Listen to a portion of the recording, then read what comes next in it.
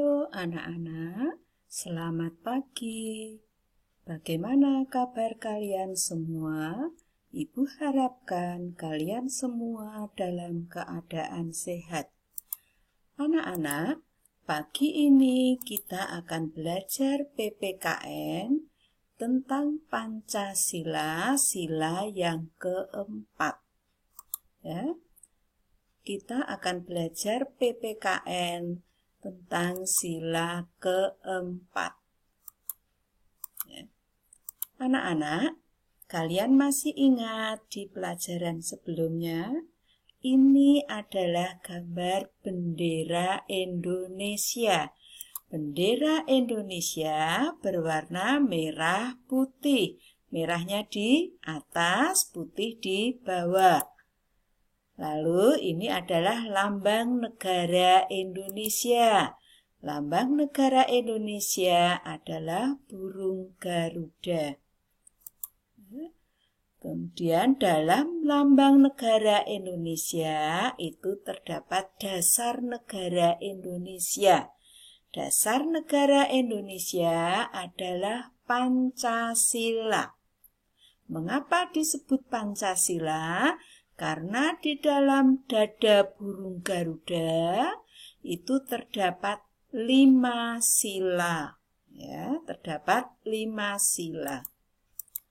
Nah, anak-anak masih ingat? Ini namanya apa, anak-anak? Betul sekali, ini adalah perisai burung Garuda. Dalam perisai burung Garuda itu terdapat sila-sila Pancasila. Ya, sila-sila Pancasila itu ada 5 ya anak-anak. Ada 5 sila. Nah, kalian kemarin sudah tahu sila pertama, sila kedua, sila ketiga. Hari ini kita akan belajar tentang sila yang keempat. Sebelumnya, Ibu ulang lagi. Sila yang pertama, itu lambangnya adalah, betul, bintang ya anak-anak. Ini adalah sila yang pertama. Lalu sila yang kedua, lambangnya adalah rantai emas. Sila yang ketiga, tepat sekali, lambangnya adalah pohon beringin. Sila yang keempat, itu lambangnya ini anak-anak, kepala banteng. Kemudian sila yang kelima, itu adalah lambangnya padi dan kapas. Nah, sekarang kita akan pelajari tentang sila yang keempat. Ya. Sila yang keempat, itu lambangnya apa ini anak-anak? Namanya kepala banteng ya. Lambang sila keempat Pancasila adalah kepala banteng.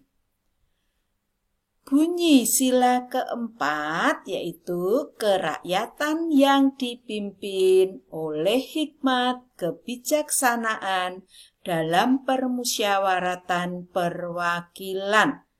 Hati-hati ya anak-anak, bunyi sila keempat agak panjang. Dan tolong coba perhatikan penulisannya. Ini kerakyatan, K-nya menggunakan huruf kapital, yang Y-nya huruf kecil, dipimpin D-nya huruf kapital, olehnya O-nya huruf kecil, hikmat H-nya kapital, kebijaksanaan K-nya kapital, dalam D-nya huruf kecil, permusyawaratan P-nya huruf kapital, perwakilan P-nya juga huruf kapital. Paham ya anak-anak bagaimana cara menulisnya dan bagaimana bunyi sila yang keempat. Nah, sekarang bagaimana pengamalan sila keempat dalam kehidupan sehari-hari? Ya, contohnya ini, gambar apa ini anak-anak? Betul, ini ada 2 anak yang bertengkar. Kemudian yang pakai kaos kuning ini melerai. Ya. yang berkaus kuning ini memberitahu kedua anak ini, yuk kita selesaikan masalah ini dengan tenang. Kita bicarakan permasalahannya yang benar yang mana, yang salah yang mana. Tidak perlu dengan bertengkar. Nah, berarti dengan mengajak temannya untuk membicarakan masalah yang menyebabkan kedua anak ini bertengkar, itu berarti sudah mengamalkan Pancasila, sila yang keempat. Nah, kemudian ini, besok kalau kalian sudah masuk ya anak-anak, biasanya ada pemilihan ketua kelas. Nah, saat pemilihan ketua kelas itu dilakukan dengan musyawarah. Bu guru tidak akan menunjuk kamu menjadi ketua kelas ya, tapi akan kita pilih bersama-sama. Kita lihat siapa teman kita yang mampu untuk menjadi ketua kelas. Nah, pengamalan sila keempat dalam kehidupan sehari-hari, yang pertama itu tidak memaksakan kehendak kepada orang lain. Jadi kalau kita punya keinginan, itu tidak boleh kita paksakan kepada orang lain, supaya orang tersebut mengikuti kemauan kita atau kehendak kita.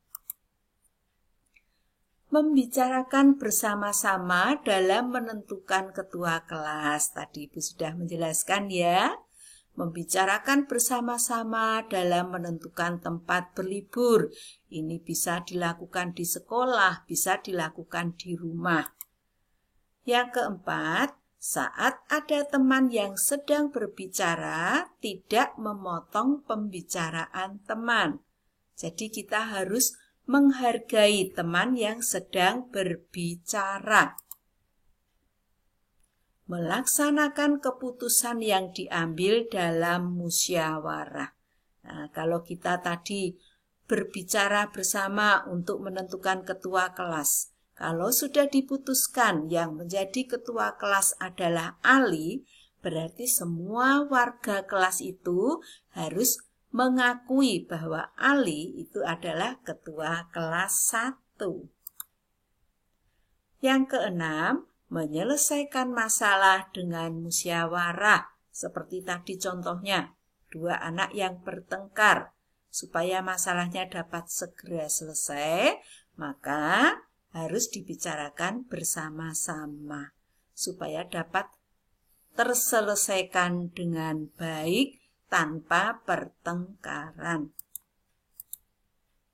Nah, anak-anak tadi mendengar dan melihat kata musyawarah. Musyawarah itu apa toh anak-anak? Musyawarah adalah membicarakan masalah secara bersama-sama untuk mencapai kesepakatan. Sekali lagi ya anak-anak, musyawarah adalah membicarakan masalah secara bersama-sama untuk mencapai kesepakatan. Nah, anak-anak, tugas kalian hari ini adalah menyalin dan mengerjakan tugas yang terlampir di buku tulis PPKN. Kalau sudah kalian kerjakan, kirimkan pekerjaanmu di Google Classroom. Selamat belajar.